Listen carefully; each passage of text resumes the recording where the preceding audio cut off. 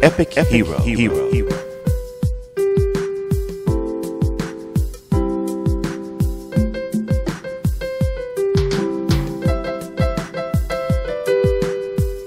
There stood alone a man upon a distant mountainside.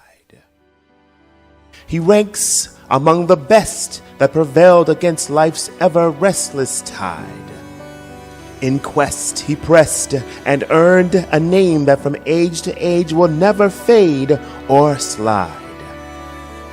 Let him enter any room, and the best of men will rise up and step aside.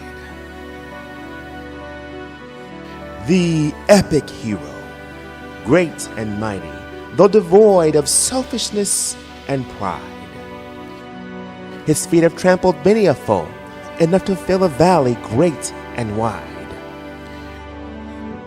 The truest heart, unfailing faith, with love 10 times multiplied.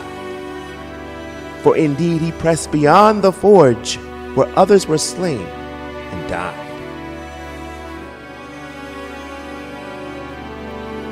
There sleeps in yonder grass, through darkest night and brightest light, beneath a tombstone specified.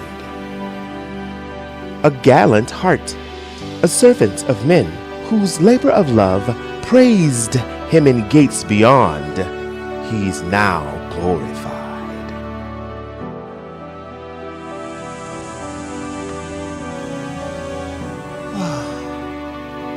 But so solemn and sad am I to say, that quartered beside where the epic hero lay are many who sleep down in the underside.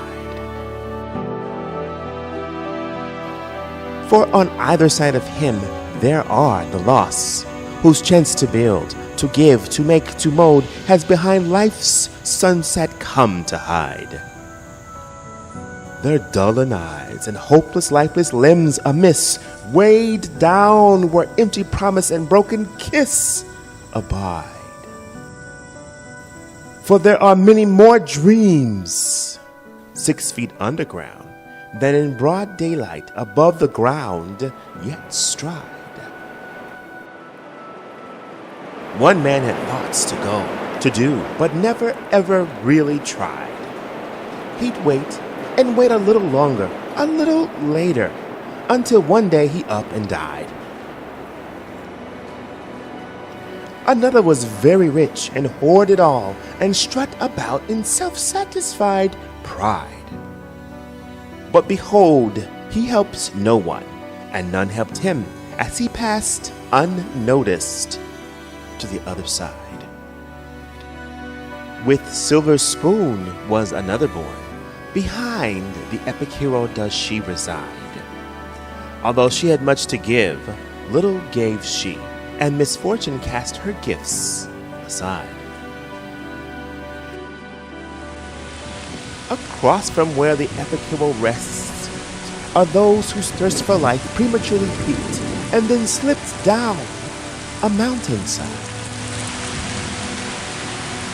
Finely dressed in the graveyard best, under a blanket of soil they slumber as they hide. Their race is done, assignment past due, with both hands crossed or neatly to the side.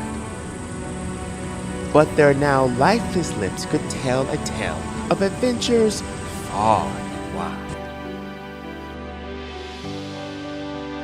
One reached for the stars until family and friends convinced him to cast his goals aside.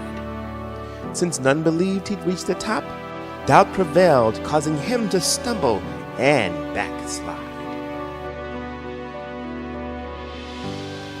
On his left was one who pushed with all her might until her co-workers said, "Oh, you can't do that." So she cast her dreams aside. And who's to blame? If inner demons barricade your path with mental obstacles that block your faith and leave your dreams with nowhere else to hide. The cemetery. In the city, in the country, or on a cliff, by the ocean side, where the residents check in beneath the soil over which the grass, flowers, and butterflies preside. But the weight of that dirt may as well be the 13 billion trillion ton weight of the earth multiplied. For there is no escape. Only one has actually succeeded when he tried.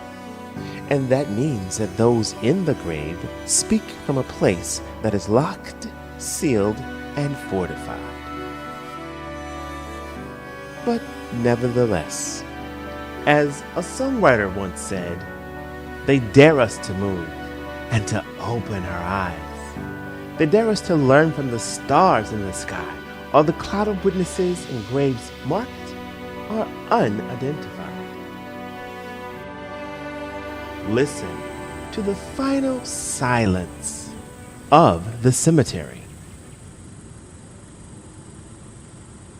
It's broken every day by the residents we've placed inside. They're crying, "Whosoever has an ear, let them hear." Our predecessors and heroes have many a tall tale to tell, but their common message is stressed and magnified. You cannot gain a millisecond more than that which you've already been supplied.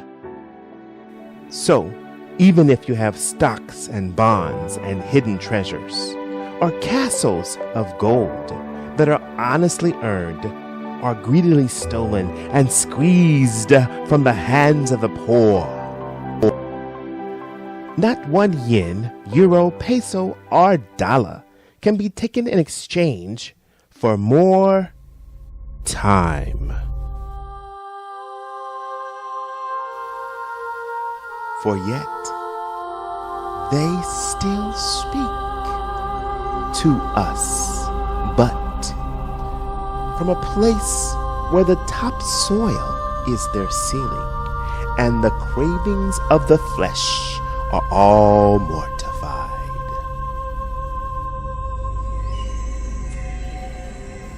Many a slot is occupied by the just and the unjust on the same hillside.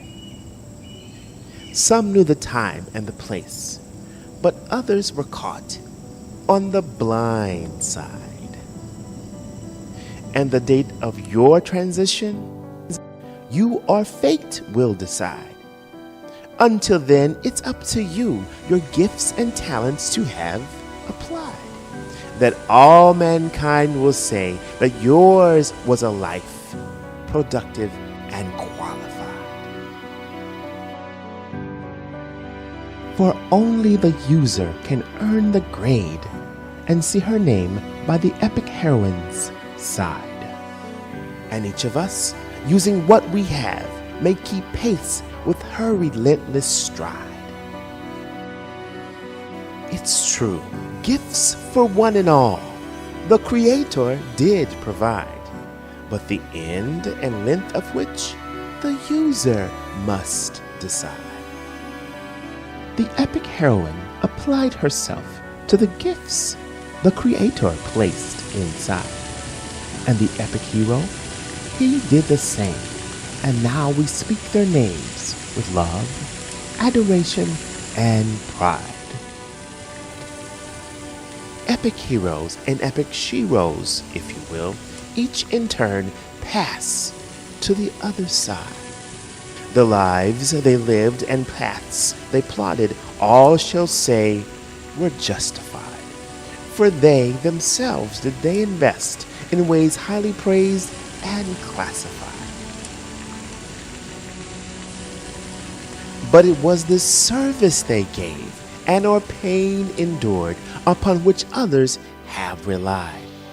For the highest price they willingly paid to save us from life undignified. So, some shall wear a martyr's crown, earned with civic pride, their own hopes, dreams, and plans they sacrificially lay aside to give life to another who, without the hero's work, would certainly have died. And when their great work was done, they realized they had crossed the great divide and found themselves on the shores of the bank on eternity's side. And now our heroes and heroines rest, loved, missed, and deified. Oh, may they rest in peaceful sleep, for in final judgment they'll be glorified. For in the end, all epic heroes and epic heroines become the gift personified.